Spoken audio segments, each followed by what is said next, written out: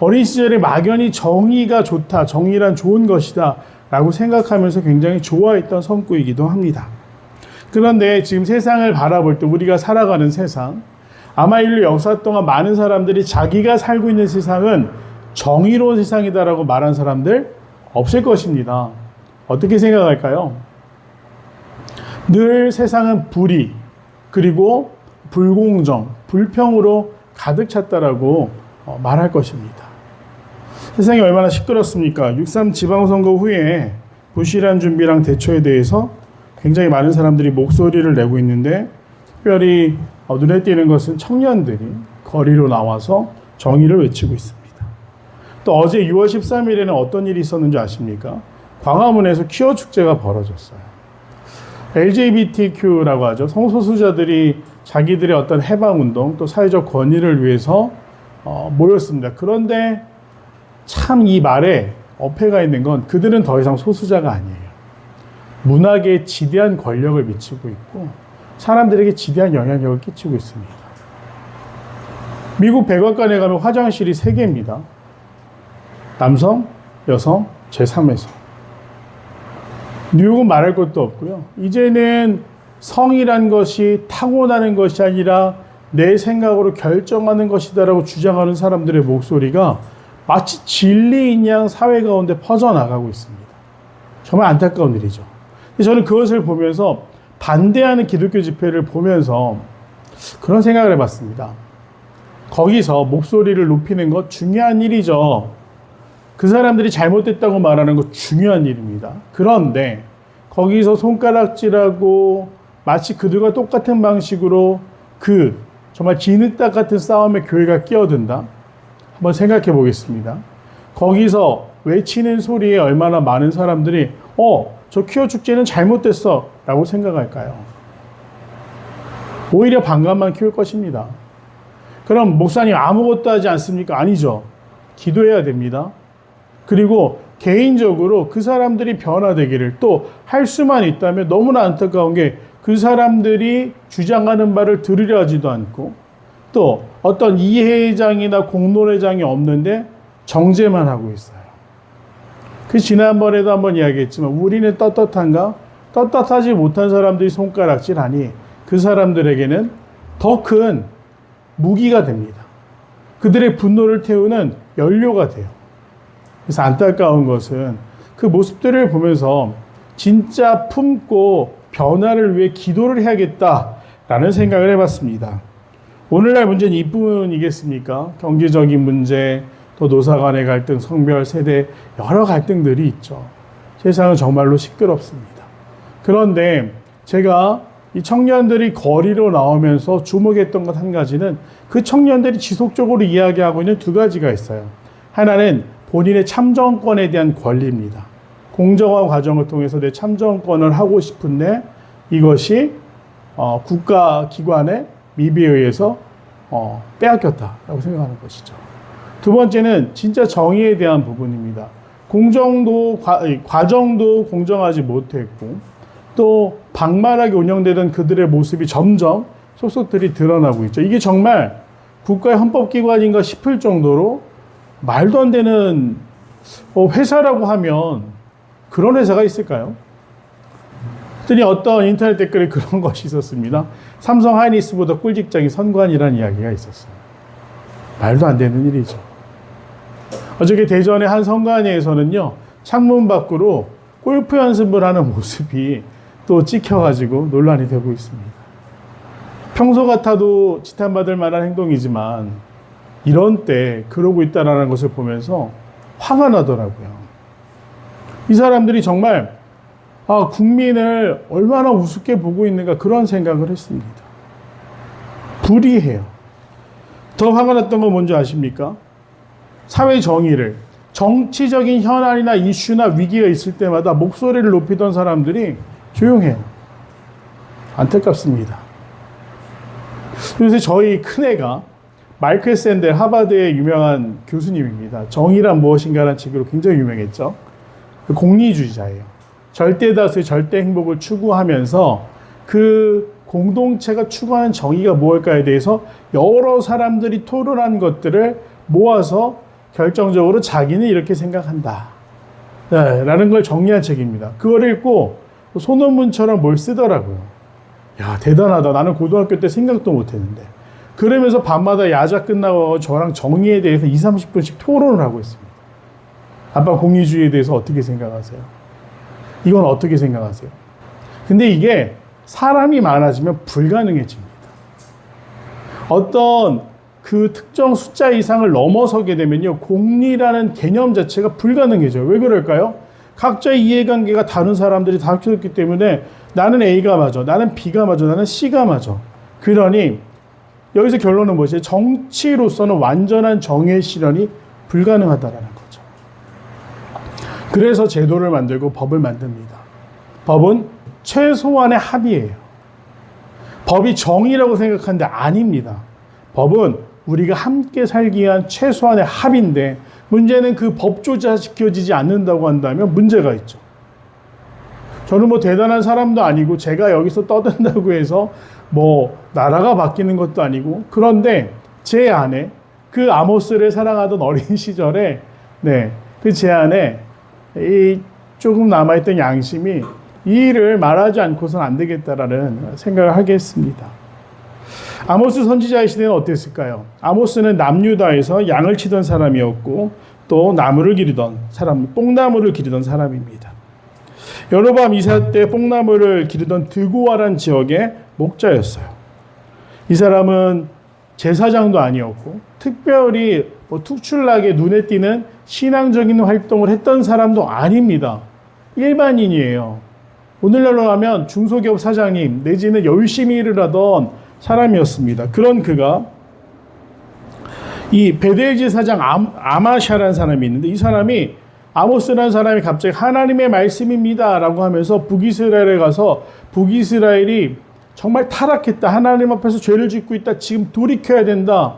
그들의 제사는 하나님 기뻐하시지 않는다. 오늘 본문에 나와 있는 내용들이 있죠. 그런 이야기를 하니까 네가 뭔데 예언을 해야 하면서 맞기도 했습니다.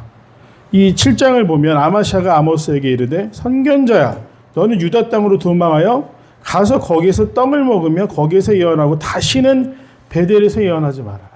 베델은 북이스라엘의 도시였어요.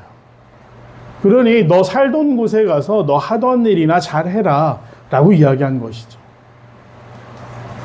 이것이 굉장히 위험한 생각입니다. 누군가 바르지 못한 걸 지적하고 우리가 다 같이 이 공리주의를 이야기할 때 위험한 부분이 있습니다.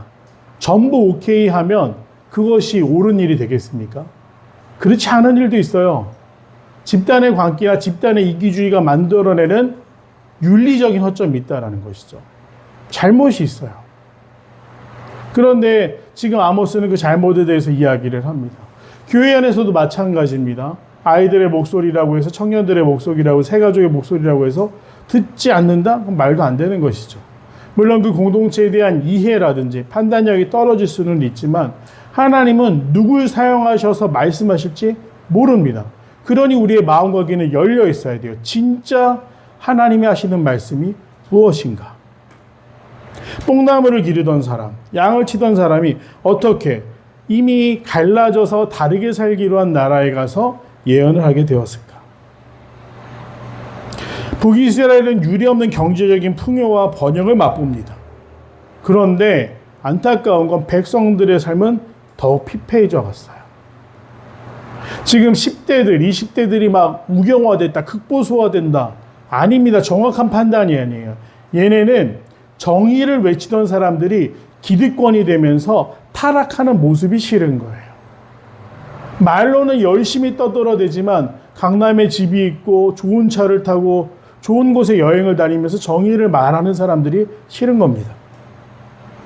경건의 모습만 남고 경건의 능력을 상실한 시대가 됐다는 것이죠.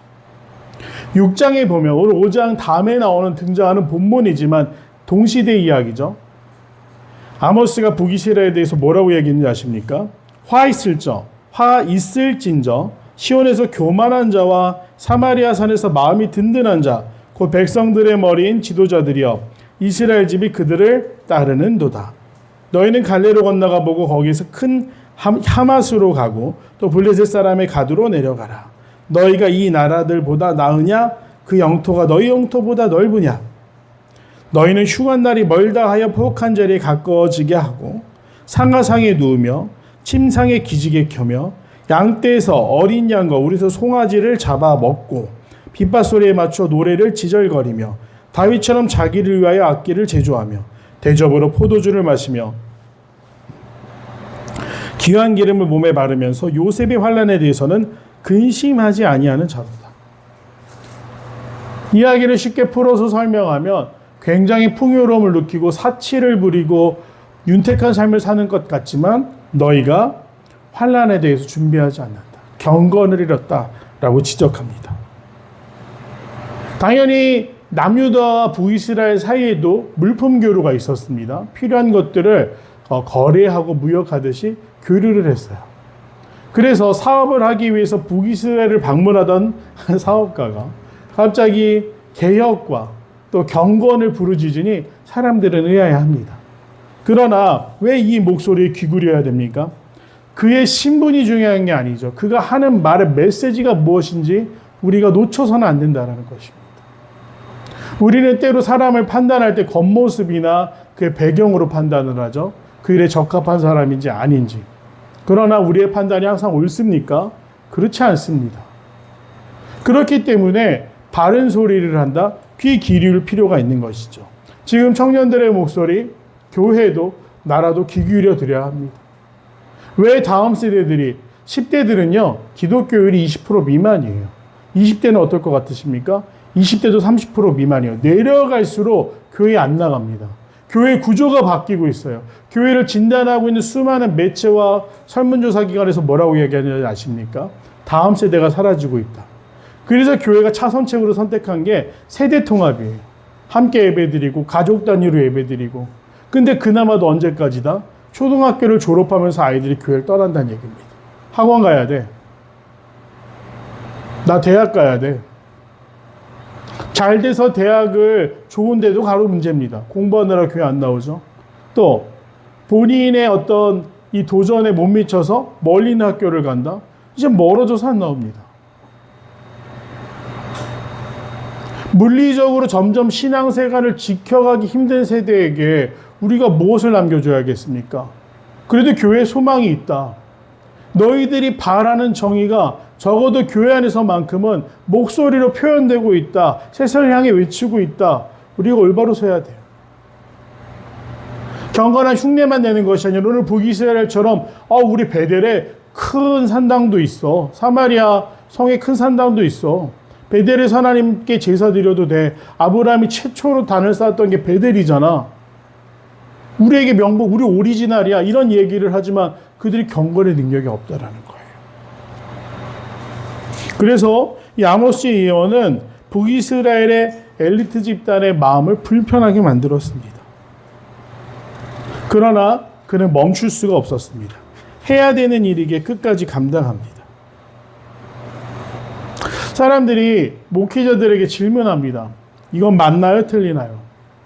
왜 그런 질문을 할까요? 적어도 목회라는 자리가 하나님의 음성을 듣고 오늘 아모스와 같이 분별하여 하나님의 뜻이 무엇인지 사람들에게 전달해주는 성언 운반자, 전달자 아니겠습니까? 그래서 답을 원해요. 하나님은 무엇을 원하십니까? 랑 똑같은 질문이에요. 근데 안타깝게도 목회자도 한 사람의 사람일 뿐입니다. 마치 어떤 방송을 중계하는 안테나처럼 늘 제 안에 하나님의 음성이 들리고 그 또렷하고 선명하게 새벽마다 말씀을 주시면 얼마나 좋을까요? 그러나 우리는 예언의 시대가 그치고 말씀의 시대를 살아가면서 성경 말씀을 통해서 상황을 통해서 또 기도할 때 선별적으로 특별한 계시를 통해서 하나님의 뜻을 헤아려 봅니다. 하지만 목회자가 늘 정답을 말하는 것은 아니죠.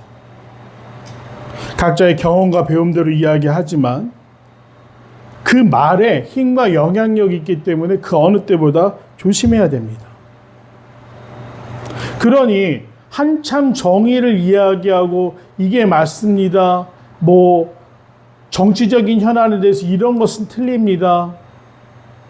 그렇게 말하던 목사님들 지금 왜 조용하십니까?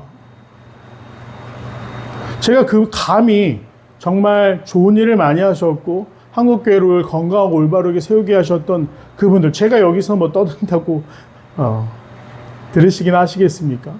안타까운 건 그들이 침묵하고 있어요. 엄청난 팔로워를 가지고 있고 영향력을 가지고 있고 그분들이 한마디만 하면 정말 수십만의 사람들이 듣는데도 침묵하고 있습니다. 너무나 안타까운 일입니다. 저는 이 갈등의 시대를 보면서 그리고 정의를 부르짖는 청년 세대를 보면서 갑자기 생각난 두 인물이 있었습니다. 전에도 이야기했지만 야곱과 에서입니다. 쌍둥이로 태어났어요. 쌍둥이라는 것이 얼마나 정말 누가 형이고 누가 동생입니까? 누가 언니고 누가 동생입니까가 무의미할 정도로 동시에 태어나는데 짧게는 몇 분 차, 길게는 몇십 분 차로 이 서열이 바뀌게 되는 것이죠. 오늘날에 아무 문제가 없습니다. 그런데 고대 사회에서는 누가 먼저 태어났느냐가 왜 문제가 되죠? 장자가 아버지 재산을 거의 다 가져가기 합니다. 오늘날은 상속법이라는 게 있어서 뭐 50%, 30%, 25 이런 식으로 나눈다고 하는데, 네, 고대 사회에서는 장자가 거의 모든 재산을 받았습니다. 그러니 쌍둥이로 태어난다라는 것이 좋은 일이 아니죠. 자, 태어났습니다. 에서와 야곱이 태어났는데 형인 에서가 가족에 충실했습니까? 아니에요. 얘는 지가 밖에 나가서 무언가 할 수 있는 나이부터 가정을 돌본 적이 한 번도 없습니다. 늘 사냥하는 무리에 어울렸어요. 고대에서 사냥은 어떻죠? 한 번 나가면 여러 날이 걸립니다. 그 사냥한 걸 또 가지고 오면 어떻게 할까요? 같이 사냥에 참여했던 이방인들이나 동료들을 데리고 잔치를 여는 거죠. 야곱처럼 집에 남아서 아버지, 나이 드신 아버지를 도와서 대소사를 결정하거나 집안일을 돌보지 않았다라는 겁니다. 야곱의 입장에서는 어떨까요? 그것만으로도 화가 납니다. 형이란 작자는 맨날 밖에 나가서 뭘 하는 거지? 나는 아버지, 나이 드신 아버지와 어머니가 안타까워서 이 가정을 어떻게든 지켜보려고 하는데, 그렇다고 한다면 아버지 이삭에게 가장 좋은 상담자이자 의지할 만한 대상은 누굽니까? 에서가 아니라 야곱이에요. 에서는 그렇게 이방인들과 어울리고 멀리 나가서 정말 불량배 같은 무리들과 어울리다 결국 어떻게 합니까? 이방에서 아내들을 취해요. 한 명도 아닙니다. 그러니 어머니 리브가에게 어떻게 됐을까요? 근심 덩어리입니다. 그런데 그가 장자로서 모든 것을 물려받아야 된다. 맞다고 생각했을까요? 그래서 어머니 리브가 마음간대는 야곱이 장자처럼 심리적으로 더 의지할 수밖에 없고 더 사랑스러울 수밖에 없습니다. 곁에 있지 않습니까? 야곱도 마음속에 그 생각을 품기 시작합니다. 어떻게 됐죠? 형, 배고프지? 팥죽 한 그릇에 장자의 권한을 팔라고 이야기했어요. 그런데 에서는 그것을 얼마나 하찮게 여깁니까? 그저 말장난으로 치부했어요. 어차피 내가 장자인데 네가 그래도 재산은 내가 받게 돼 있어. 그러나 아버지 마음속에도 어머니 마음속에도 야곱이 훨씬 장자답다라고 생각했을 것입니다. 그 일 이후에 야곱이 또 계획을 꾸미죠. 아버지가 죽기 전에 축복을 받으러 들어갑니다. 유언과 같은 축복이었어요. 형 흉내를 내죠. 목소리도 굵게 하고 또 몸에서는 털이 많았기 때문에 이 양을 잡아다가 팔에 형 에서인 것처럼 꾸밉니다. 그리고 아버지한테 들어가요. 아버지, 저를 축복해 주세요. 별미를 만들어서 아버지한테 대접합니다. 그런데 이삭이 평생 키운 자기 아들이 지금 들어온 게 정말 에서라고 생각했을까요? 전 그렇지 않다고 봅니다. 왜냐하면 한마디 해요. 손은 만져보니까 털이 부슬부슬하니까 손은 에서인데 목소리는 야곱 같다. 하지만 축복합니다. 장자로서의 축복을 받았어요. 그런데 이 사건이 중요한 게 저는 그 다음을 생각했습니다. 에서는 장자로서의 자격이 부족한 사람이었습니다. 모자란 사람이었어요. 이기적인 사람입니다. 자기의 즐거움만을 위해 살았어요. 그런데 이 축복 이후에 이삭이 에서를 내쫓았습니까? 아니에요. 야곱이 드디어 피신하느라고 삼촌 라반의 집에 가 있는 동안 에서는 이삭 곁에 남게 된 거죠. 많은 생각을 했을 겁니다. 화도 나고 부모에 대한 배신감, 형제에 대한 배신감으로 아무도 못 믿겠다라고 생각했을 수도 있어요. 그러나 이삭은 에서를 내쫓거나 그리고 그를 의절하거나 버리지 않았다라는 거죠. 왜입니까? 아버지이기 때문입니다. 오늘 이 나라도 마찬가지입니다. 누가 옳고 그르느냐? 하나님 앞에서 부끄러운 모습으로 살아가는 사람들이 얼마나 많습니까? 사회적 정의요, 공리요, 정말 어려운 시대입니다. 그런데 저는 기대합니다. 하나님이 이 땅을 포기하지 않으신다라는 기대가 있습니다. 이 땅은 너무나 많은 아픔을 겪었습니다. 일제치하에 있었고요. 수많은 외침이 있었고요. 근대로 들어서면서 어떻게 됩니까? 한민족이 둘로 나눠졌습니다. 6월이 되었어요. 호국 보훈의 달인데 더 이상 6.25나 이 남북 전쟁에 대해서, 북한에 대해서 아무도 얘기하지 않아요. 나라조차도 그것에 대해서 언급하지 않습니다. 너무 안타까운 일이죠. 북한은요, 이제 남한을 쥐고 있다고 합니다. 예전에는 경계의 대상, 또 자신들이 언젠가는 전쟁으로 이겨야 될 대상으로 남한, 그래서 괴뢰 정부라고 불렀고, 남한 욕을 했습니다. 근데 지금 북한 어떻게 하는지 아십니까? 군사 전력으로 핵 말고는 자기들이 남한을 이길 수 없다는 걸 깨달았어요. 공군력에서부터 차이가 납니다. 북한이 몇 해 전인가요? 이 무력 시위를 했습니다. 공군기를 한 100대 정도 하늘에 띄웠어요. 재미있는 건 실제적인 군사 전문가들이 그 여러 가지 자료들을 통해서 판단한 결과 저게 처음이다 마지막이다. 라스트 댄스 같은 것이다. 너무 노후된 기체들이기 때문에 부품을 조달할 방법도 또 연료도 조종사들의 훈련 상태도 우리랑 비교가 되지 않는다. 자기들은 나 힘 이렇게 세? 이렇게 말하고 싶었겠지만 오히려 보여주는 순간 그래. 마치 아이들이 밥 먹고 와서 저희 아이 막내도 잘 그러거든요. 저한테 팔씨름하재요. 자기 밥 먹어서 힘이 엄청 세다고 합니다. 손을 잡습니다. 그럼 제가 이렇게 해줘요. 제가 정말 그 밥 먹고 힘이 세서지는 걸까요? 조금만 힘을 줘도 그 작은 팔은 넘어가요. 힘자랑했는데 오히려 웃음거리가 됐습니다. 자기들도 알아요. 전쟁으로는 우리가 남한을 이길 수 없다. 그랬더니 이제는 김정은이 선택한 방법이 무엇이냐. 북한 사람들에게서 남한은 다른 나라다. 언젠가 우리가 되찾아 수복해야 될 영토가 아니라 다른 나라다. 우리 우리대로 살겠다. 이런 식으로 사람들을 다시금 쇠뇌하고 있습니다. 정말 안타까운 일이죠. 이 땅에도 회복해야 될 것들이 너무나 많습니다. 남과 북도 마찬가지고요. 사람들은 잊을지 모르지만 교회는 포기해서는 안 돼요. 거기서 그 3대 세습의 독재 아래서 기독교 신앙을 지키기 위해서 오늘도 목숨 걸고 숨죽여 성경을 읽고 찬송하는 사람들을 잊어서는 안 됩니다. 또 이 땅은 어떻습니까? 청년들이 거리로 나갔어요. 땀을 닦아주고 위로해줘야 돼요. 우리가 부족해서 더 정의롭지 못한 세상을 만들었다. 그러나 너희도 손가락질하고 분노하며 욕만 할 것이 아니라 더 나은 나라를 만들 수 있는 사람들이 되어야 된다. 가르치고 격려해야 됩니다. 우리와 다른 생각을 가진 사람들이 있습니다. 말씀대로 안 사는 사람들이 있어요. 죄악과 흑암에 관한 백성들이 있습니다. 정죄하고 손가락질하고 내쳐야 됩니까? 그들이 하나님 곁으로 깨닫고 돌아오기를 기다리고 우리의 문을 열어놔야 된다는 것이에요. 교회가 그런 역할들을 잘 감당할 수 있는 시대가 되기를 바랍니다. 하나님이 원하시는 정의는 무엇입니까? 하나님의 뜻이 이 땅 가운데 이루어지는 거예요. 우리의 짧은 생각으로 이것이 정의다라고 말하는 것이 아니라 하나님의 뜻, 그 거룩한 뜻이 이 땅 가운데 이루어지느냐. 그것은 나누어주고 비판하고 비난하며 자기만 옳다라고 목소리를 높이는 것이 아닙니다. 하나님이 원하시는 하나님의 뜻은 무엇입니까? 연약한 자를 돌보고 경건의 모습이 아니라 경건의 능력 있는 교회. 하나님의 말씀을 정말 꿀송이처럼 달게 여기며 순종하고 사모하며 그 말씀대로 살아가려는 노력이 있는 것. 하나님의 말씀이 정의라는 것을 기대하는 백성들이 있는 것. 그것이 오늘 하나님이 바라시는 정의로운 세상, 또 우리에게 요구하시는 모습일 겁니다. 그럼 어떻게 해야 됩니까? 구체적인 방법에 대해서 우리가 어떻게 해야 되죠?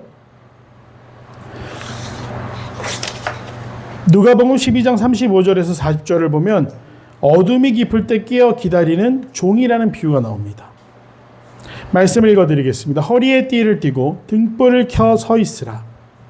너희는 마치 그 주인이 혼인집에 돌아와 문을 두드리며 곧 열어주라고 기다리는 사람과 같이 되라. 주인이 와서 깨어있는 것을 보면 그 종들은 복이 있으리로다. 내가 진실로 너에게 이르노니 주인이 띠를 띠고 그 종들을 자리에 앉히고 나와 수종 들리라. 주인이 혹 2경에나 3경에 이르러서도 종이 그가 차고 있는 것을 보면 그 종들은 복이 있으리로다. 아멘.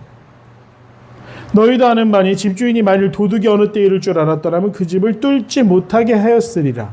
그러므로 너희도 준비하고 있으라. 생각하지 않을 때 인자가 오리라. 어떤 모습으로 정의로운 세상을 기다리며 지켜야 되죠? 깨어서 기다리는 중.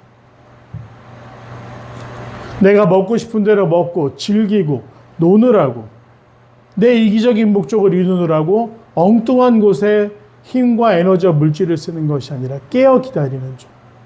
이 종의 비유는 두 가지로 또 연결이 되죠. 하나는 열처녀 비유에서 기름을 준비해서 기다렸던 지혜로운 5처녀.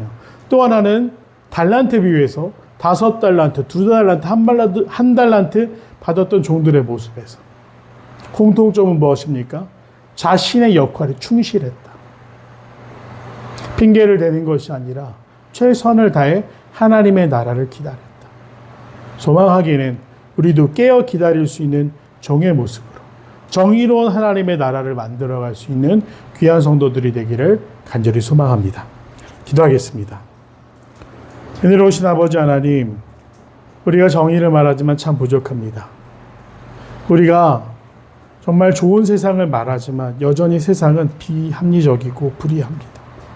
하나님, 어리석은 우리들 오직 말씀을 의지하여 하나님의 때를 기다리며 깨어있는 사람들 되게 하여 주시옵소서. 정말로 이 땅 가운데 주님, 정의가 하수같이 공의가 강물같이 흐르기를 소망하오니 우리와 함께하여 주시옵소서. 감사드리오며 사랑하는 예수님의 이름으로 간절히 기도드립니다. 아멘.